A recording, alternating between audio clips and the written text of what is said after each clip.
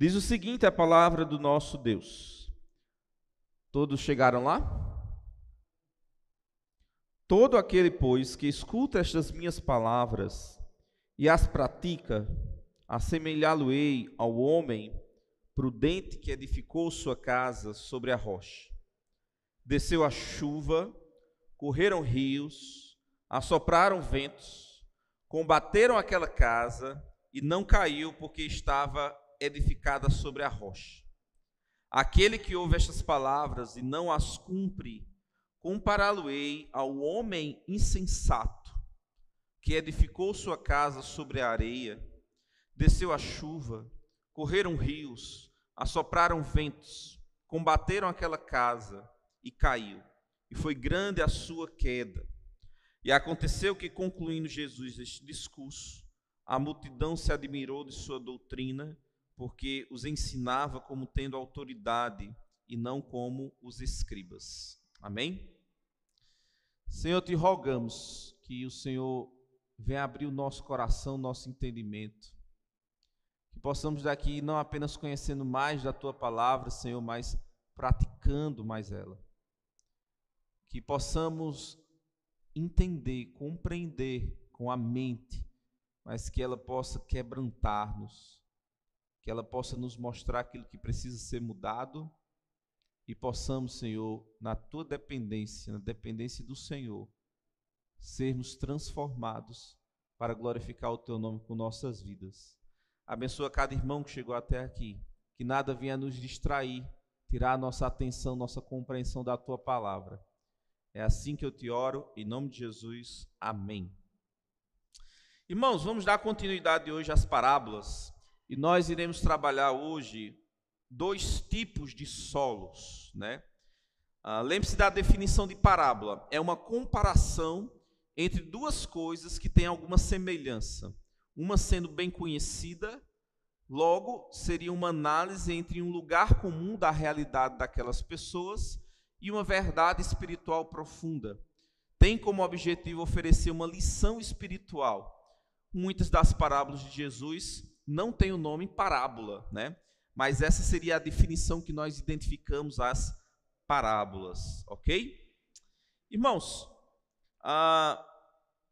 é interessante perceber o contexto dessa parábola.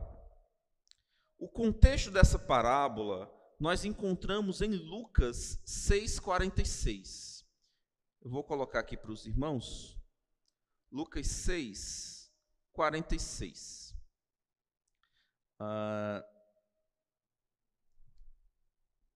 Pronto. Se algum versículo não for, como está nas minhas costas, os irmãos falam assim, ó, não foi, aí eu clico novamente, tá bom?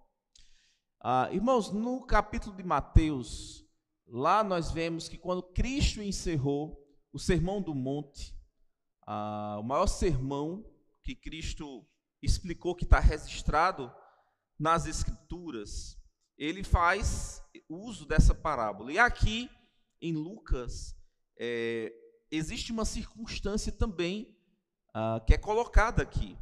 Ele diz o seguinte: por que me chamais Senhor, Senhor, e não fazeis o que eu vos digo? Qualquer que venha a mim e ouve as minhas palavras e as observe, eu vos mostrarei a quem é semelhante. Por que vocês me chamam Senhor e não fazem o que eu digo? Gostaria de enfatizar isso, irmãos, porque tem um contexto. A exortação após o ensino de Cristo para os seus discípulos, para os seus aparentes discípulos. O Senhor havia terminado esse sermão, e diante disso, qual deveria ser a atitude daqueles que ouviam? Fazer. De cumprir, de obedecer, de ouvir e se identificar e obedecer. Então, muitas vezes eles diziam, Senhor, Senhor, mas Jesus ensinava e as coisas entravam por um ouvido e saíam pelo outro. Se os amados perceberem hoje em dia, muitas das pessoas que estão dentro de alguma igreja, parece que têm duas vidas distintas. normalmente não há mais muita mudança na vida das pessoas que dizem seguir ao Senhor Jesus Cristo. Existe uma aparente adequação a determinadas exigências que determinado movimento a qual a pessoa faz parte exige, mas não mudança, fruto de arrependimento e a vida de pessoas que muitas vezes não muda nada. Antigamente, muitas vezes a gente olhava assim, uma pessoa, como fulano transformou essa pessoa, né? Como fulano transformou a vida de Beltrano. Hoje em dia, praticamente você não vê pessoas sendo transformadas. E aí tem duas circunstâncias que nós poderíamos analisar. Primeira, acerca do ensino. Se de fato o ensino tem sido fidedigno à palavra de Deus, se o evangelho apresentado é o evangelho verdadeiro. Mas segunda, é a atitude daqueles que ouvem a palavra de Deus, né? E aí surge uma pergunta. Quando Cristo faz esse questionamento, por que vocês me chamam de Senhor se vocês não fazem o que eu mando? A pergunta que nós fazemos é: quem é o mestre da nossa vida? Quem manda na nossa vida? Quem de fato manda na nossa vida? Irmãos, um dos grandes perigos que nós podemos estar correndo nesse assunto é o engano. Uma das definições de engano seria alguém que teve uma ilusão ou erro de percepção, de julgamento, desvaneio. Achei que tivesse me chamado, mas foi engano. A pessoa acha uma coisa, mas na verdade é outra. A pessoa pensa que é servo de Cristo, mas na verdade não é. A pessoa pensa que está fazendo a vontade de Cristo, mas na verdade não está. E talvez muitas pessoas que estejam dentro da igreja, que sentam nos bancos da igreja, estejam enganadas acerca disso. Será que Cristo de fato é o Senhor? Em Lucas 6,46 ele diz, aquelas pessoas que elas estavam enganadas. Vocês estão me chamando de Senhor, mas vocês não fazem o que eu mando. Eu não sou o Senhor de vocês, né? A palavra aqui para Senhor é a palavra kurios, que significa mestre, significa proprietário, alguém que tem o controle daquela pessoa. Então, quando eles estavam dizendo mestre, ele está dizendo, o Senhor nos controla, o Senhor manda em nós, o Senhor é o Senhor é o mestre. E ele diz, vocês estão me chamando de mestre, mas vocês não fazem o que eu mando. É incoerente, né? É incoerente. É incoerente aquilo que vocês estão falando, vocês estão enganados. É interessante, irmãos, também pensar que a palavra que se relaciona à palavra mestre, kurios, é a palavra discípulo. E é interessante que na grande comissão, em Mateus 28, versos 18 e 20, diz o seguinte: chegando Jesus falou-lhes, dizendo, é-me dado todo o poder no céu e na terra, portanto, ide, ensinai todas as nações, batizando em nome do Pai, do Filho e do Espírito Santo, ensinando a guardar todas as coisas que eu vos tenho mandado, e eis que eu estou convosco todos os dias até a consumação dos séculos. Irmãos, a grande comissão de Cristo envolvia ensinar a guardar todas as coisas que o Senhor tinha mandado. Na versão atualizada ele coloca,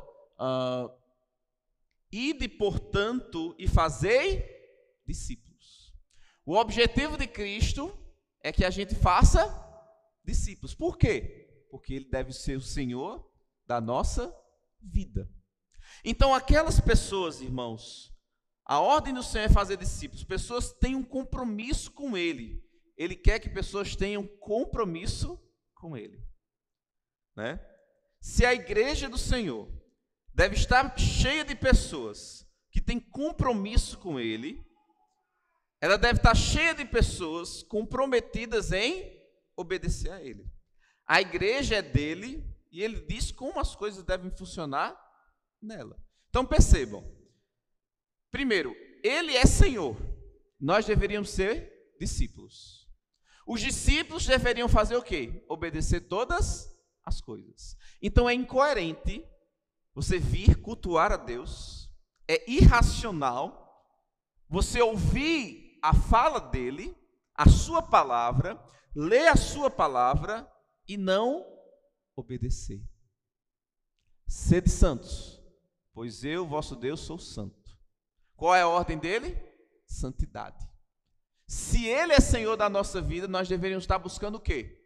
Santidade. Se a santidade não é algo, um componente importante na nossa vida cristã, você não deveria chamá-lo de Senhor. É outro que governa a sua vida, ou a sua carne, os seus desejos, como vimos hoje à tarde, ou o próprio Satanás. Quem é o Senhor da sua vida? Tente responder isso nessa noite, meu querido. Percebam que o discipulado requer sacrifício. Em Lucas 14,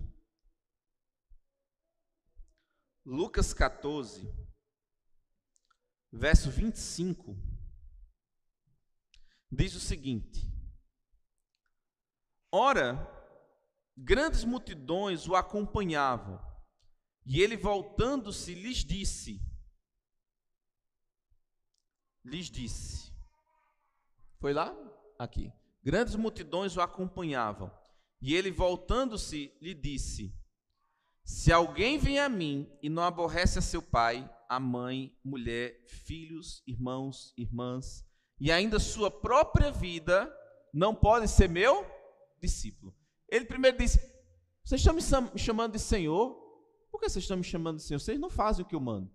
Segundo, o discípulo é aquele que foi na grande comissão chamado para a gente fazer discípulos, ensinar a guardar todas as coisas. E qual é o preço de ser chamado discípulo do Senhor?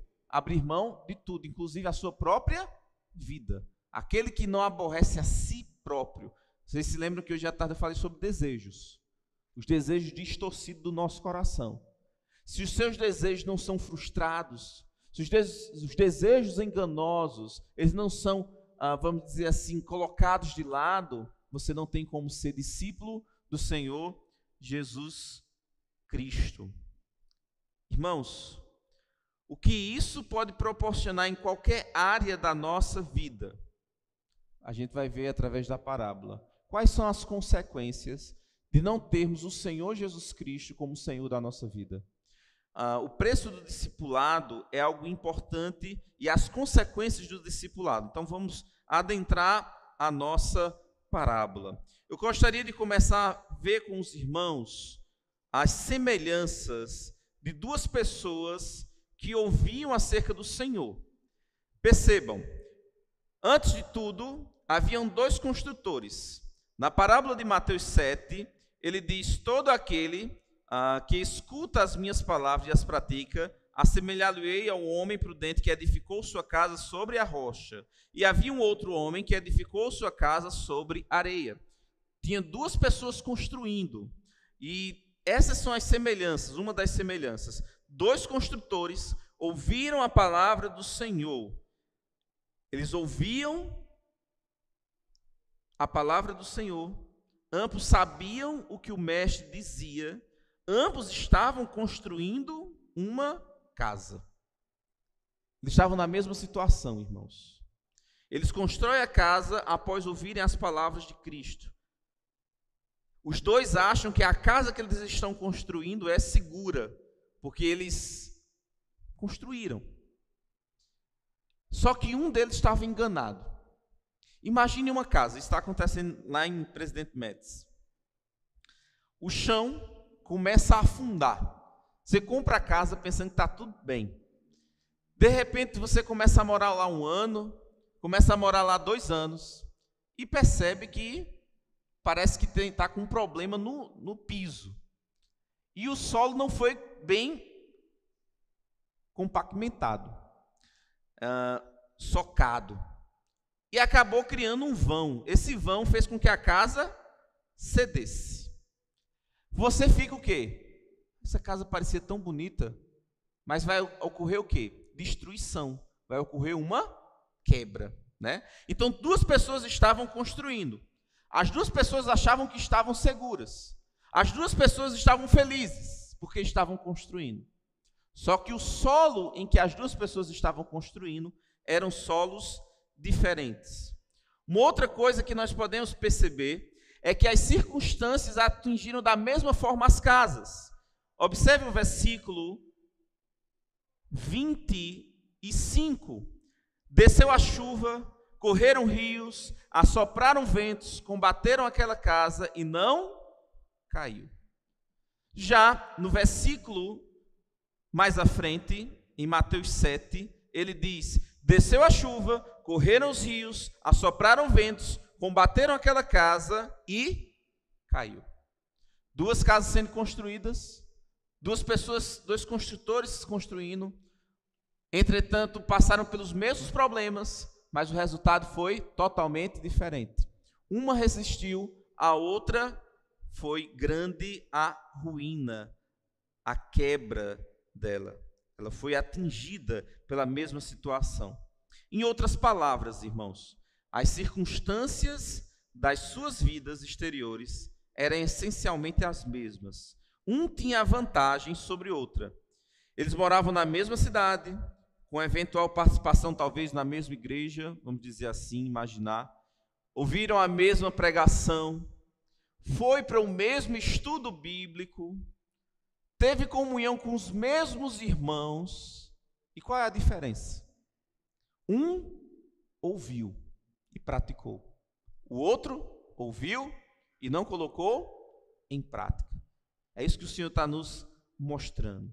As diferenças: um constrói usando as especificações divinas, o outro usa o seu próprio. No texto de Lucas diz que um cavou até encontrar solo firme, né? Um cavou até encontrar solo firme, o outro não.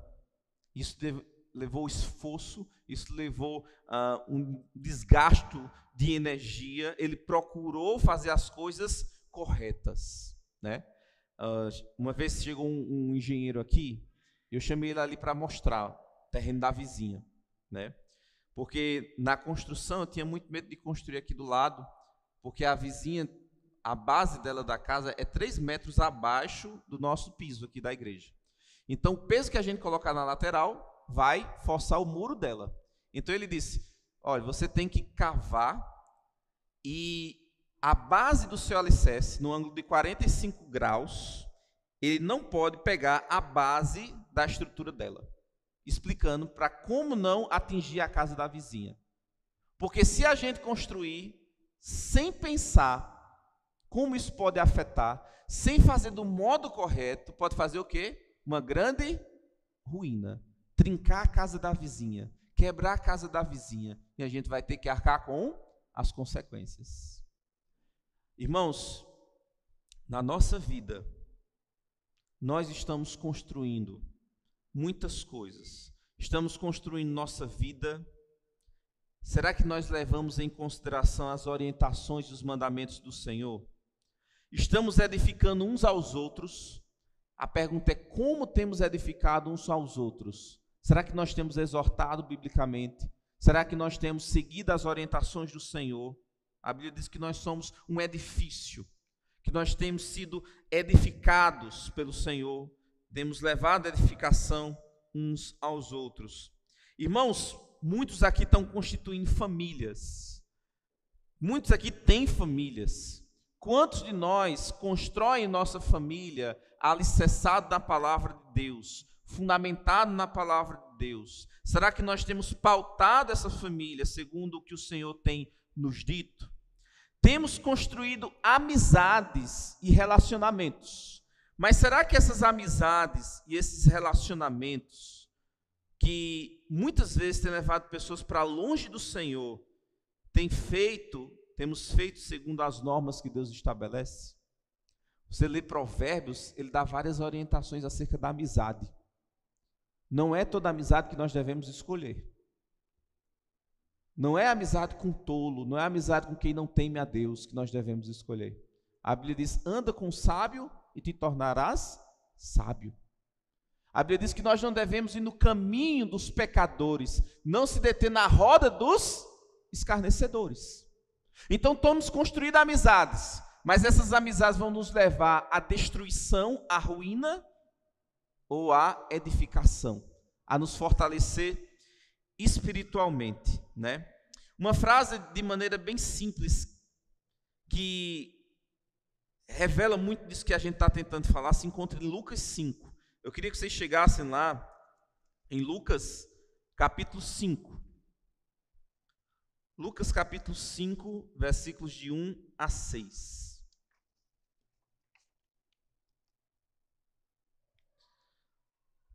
Diz o seguinte: E aconteceu que, apertando a multidão para ouvir a palavra de Deus, estava ele junto ao lago de Genezaré, e viu estar 2 barcos junto à praia do lago. Os pescadores, havendo descido deles, estavam lavando as redes. Entrando num dos barcos, que era o de Simão, pediu-lhe que o afastasse um pouco da terra. Assentando-se, ensinava do barco a multidão. Quando acabou de falar, disse a Simão, Jesus falando: Faze-te ao mar alto, lançai as vossas redes para pescar. Aqui nós temos uma ordem de Jesus Cristo para Simão, para Pedro. Respondendo Simão, disse-lhe: Mestre, havendo trabalhado toda noite, nada apanhamos, mas sobre a tua palavra lançarei a rede. Fazendo assim, colheram uma grande quantidade de peixes, e rompia-se-lhes a rede. Irmãos, o que é que nós percebemos aqui? Pedro passou a noite pescando, não pegou nada. Pedro era um homem experiente, pescador. Ele ouviu Jesus Cristo falar, e depois Jesus Cristo: Pedro, leva teu barco até o alto mar e lança as redes. Aí, essa é a ordem de Cristo. Qual é o pensamento e o coração de Pedro? Senhor, ele está tentando convencer o Senhor Jesus Cristo aqui. Senhor, mestre, havendo trabalhado toda a noite, nada apanhamos, né? Agora é interessante a palavra, ele utiliza a palavra mestre. Embora o coração dele dissesse: vai ser inútil eu fazer isso, Senhor. Embora o coração enganoso de Pedro dissesse: Senhor, a gente não vai conseguir nada. Por Cristo ser o mestre, ele vê-lo como mestre, o que é que ele faz? Sobre a tua palavra lançarei a rede. Irmãos, eu quero chegar aqui para que os irmãos entendam que a vontade de Deus, muitas vezes, ela é contrária aos nossos desejos. A vontade de Deus, muitas vezes, é contrária àquilo que a gente acha melhor. Mas como vimos hoje à tarde, o coração do homem é enganoso. Se nós considerarmos Jesus Cristo como Senhor da nossa vida, independente dos nossos sentimentos, nós vamos fazer o quê? A vontade do Mestre, a vontade do Senhor. E é interessante o resultado disso. Ele lançou a rede e colheram grande quantidade de peixes e rompia-lhes a rede. Irmãos, é interessante ver isso na criação de filhos. Esther não está na idade de fazer escolhas no sentido de: faça o que você quiser, minha filha. Não. Ela está na idade de obedecer, né? E é interessante porque quando eu me lembro da minha infância, alguns atos que eu tive que obedecer contra a vontade, depois eu vinha a perceber que era o quê? Era o melhor para a minha vida. Era a melhor coisa do mundo para a minha vida. Muitas vezes as decisões, principalmente na vida de criança e de adolescente, eles acham que tem total razão. E quando vocês acham que tem total razão, se lembrem, vocês podem estar enganados. Embora o coração de vocês motive alguma coisa, veja se essa motivação é alicerçada na palavra de Deus. E certamente você obedecendo o Senhor, mesmo sem talvez compreender, mesmo talvez sem ainda dizer assim, eu não estou com todo o meu coração nisso, você vai experimentar a bondade de Deus na sua vida. Irmãos, percebam que ocorreu uma ordem, uma aparente objeção, mais uma submissão e o resultado. A marca do verdadeiro discipulado, irmãos, não é simplesmente ouvir, mas é crer e fazer. Os servos do Senhor, eles são praticantes. Tiago, se lembra de Tiago? O que é que Tiago diz? Meus irmãos, não sejam apenas ouvintes, mas praticantes da palavra. Porque aquele que é ouvinte e não é praticante, é semelhante ao homem que contempla sua imagem no espelho e depois esquece daquilo que contemplou.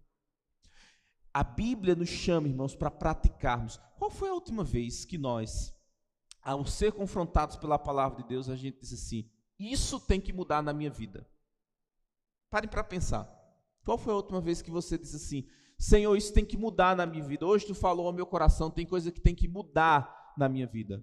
Ou normalmente sua atitude é, eu vou à igreja, eu ouço o sermão e nada muda na minha vida. Eu leio a minha Bíblia, faço o meu devocional e nada muda na minha vida. Se isso está acontecendo, você está na situação daqueles discípulos que dizem, Senhor, e ele diz o quê? Por que vocês estão me chamando de Senhor?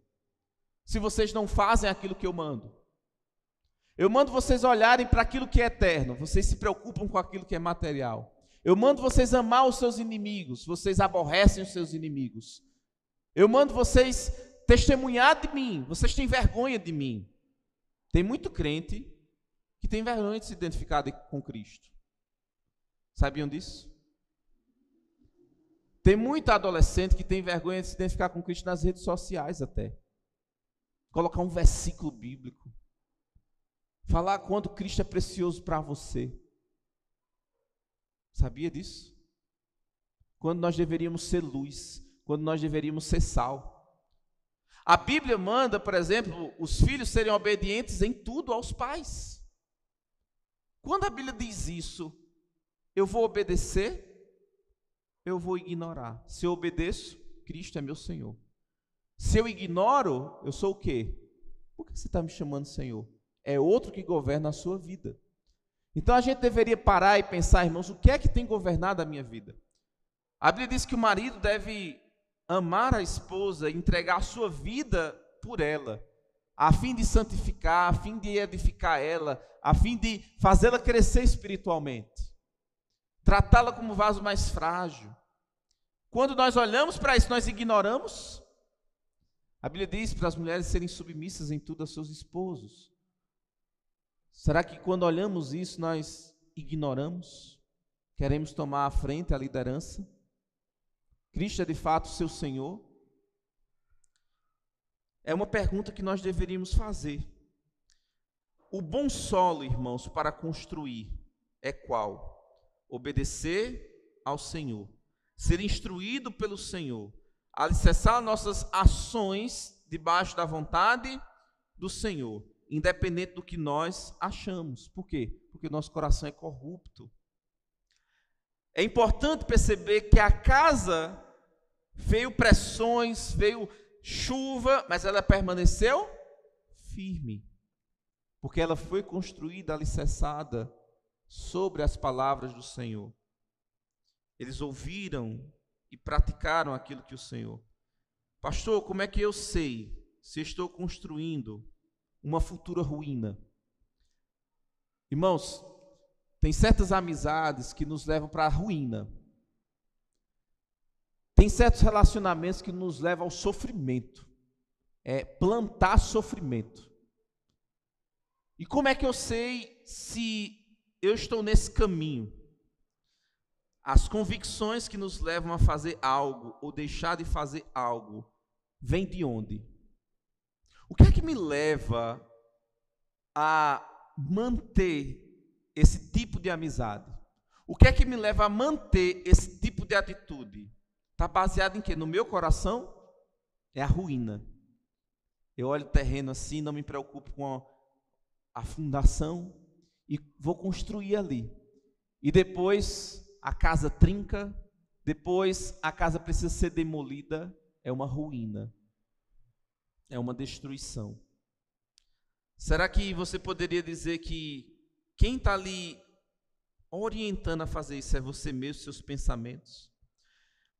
Pensem comigo, o que me leva a ir à igreja? Por que eu sirvo na igreja? O que me leva a não ser ativo dentro da igreja e consistente na obra do Senhor? Qual é a razão? Você consegue sustentar diante do Senhor seus argumentos? Por que não tem uma vida de oração? Por que eu não me dedico à oração? Por que eu não tenho uma vida individual de oração, uma vida coletiva com os meus irmãos? É por quê? É porque eu sigo o Senhor, que a Bíblia diz que nós devemos orar uns pelos outros. Nós devemos orar sem cessar. Nós devemos levar todas as nossas petições a Ele.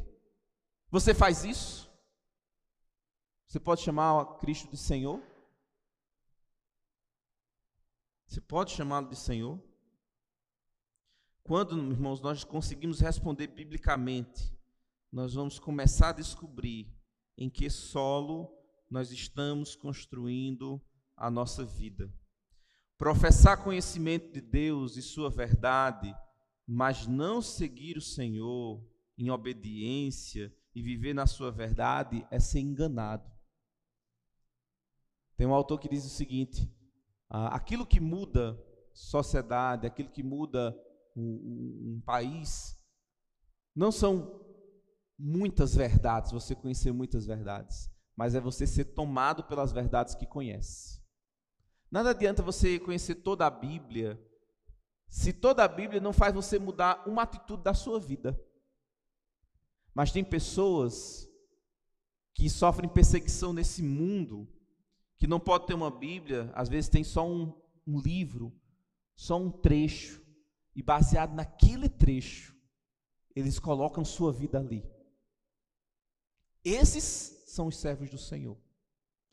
Esses podem chamar Cristo de Senhor, porque o pouco que eles têm é suficiente para mudar a vida deles. Muitas vezes, irmãos, nós estamos gordos de conhecimento, mas magros de prática. Cristo manda a gente ser discípulo. Cristo manda a gente ser servo. Viver sem estar alicerçado na verdade de Deus é ser enganado. É ter uma casa construída sobre a areia. E talvez você que está aqui nessa noite esteja construindo sobre a areia. Talvez esteja construindo algo que vai ser uma grande ruína espiritual na sua vida. Peça perdão ao Senhor. Volte-se para Ele. Volte-se para o Senhor. Ele quer que sejamos praticantes, irmãos. Olha, existem muitas heresias por aí. Alguns dizem que nós somos salvos por prática de obras. Não. Alguns dizem que nós mantemos nossa salvação por prática de obra. Não. Nós somos salvos apenas pela fé. Mas a fé que nos salva transforma a nossa vida. Creu Abraão, e isso lhe foi imputado por justiça. Mas como é que se manifesta que Abraão creu? Ele saiu da sua terra. Sai da tua terra, da tua parentela, para a terra que eu te mostrarei. Ele creu, acreditou. Mas à medida que ele acredita, ele faz o quê? Ele sai. Ele sai. Você acredita em Cristo? Você acredita que Ele tem um plano para a sua vida? Você acredita que a vontade dEle é boa, perfeita e agradável? Então obedeça. A Bíblia diz: esse é o que me ama, aquele que guarda os meus mandamentos. Então, se nós estamos acostumados, irmãos, a apenas ouvir, conhecer a palavra de Deus e não ser transformado, nós estamos sendo enganados. E triste é ser enganado.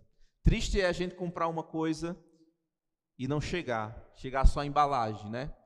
Triste é a gente pensar que está servindo ao Senhor, que está vivendo uma vida cristã e não está vivendo. Triste é a gente olhar para as Escrituras e não ser tomado por elas, não ser quebrantado por elas, não ser levado à obediência ao Senhor por meio delas. O Senhor quer que sejamos praticantes da sua palavra e não apenas ouvintes. Nós não estamos aqui, irmãos, para apresentar um discurso, para vocês disserem, que discurso bonito. Não, nós queremos mudança de vida. Então, toda vez que você for para a palavra de Deus, toda vez que você chegar no momento de culto, chega um determinado pensamento no seu coração. Senhor, fala comigo nessa noite. Senhor, mostra o que eu preciso mudar. Senhor, eu quero ser mais parecido contigo. Senhor, eu não quero permanecer do meu jeito. Eu quero ser transformado ao teu querer. Eu quero exalar o bom perfume de Cristo. Eu quero que a minha vida sirva para glorificar o teu nome. Essa pessoa é aquela que tem edificado sobre a rocha. Se lembrem no início, aquele que ouve as minhas palavras e não as pratica, eu vou lhe assemelhar a uma pessoa que construiu sua casa sobre a areia, que vieram a tempestade e foi grande a sua ruína. Vidas que não estão alicerçadas na palavra de Deus, é triste a ruína, o sofrimento que elas vão enfrentar. Mas vidas que estão alicerçadas, quando vêm as dificuldades da vida, o que é que vai acontecer? Eles vão permanecer firmes. É por isso que eu gostaria, nessa noite, dar um tempo para vocês pensarem, meditarem sobre se vocês têm sido praticantes ou apenas ouvintes. Vamos orar. Fechem os olhos. Gostaria de encerrar com um louvor, Natan. Creio observar. Graças te damos, Senhor, pela tua palavra. Que possamos construir nossas vidas, nossos relacionamentos, nossas amizades, construir nossa família, construir a igreja local, alicerçados naquilo que o Senhor diz. Que a tua palavra mande na nossa vida, que não sejam os nossos pensamentos, nossas intenções, mas que seja aquilo que o Senhor quer para a nossa vida. Se existe alguém aqui hoje, um filho teu, que tem andado por caminhos tortuosos, que tem ignorado, Senhor, a tua voz, quebranta, transforma, para que possamos andar juntos, em comunhão, com um só pensamento, uma só intenção, uma só fé, firmados, alicerçados na tua palavra, sendo luz e sal, glorificando o teu nome com nossas vidas, que possamos ser achados diante de ti irrepreensíveis. Ajuda-nos para que isso ocorra na nossa vida. É em nome de Jesus que eu te oro. Amém.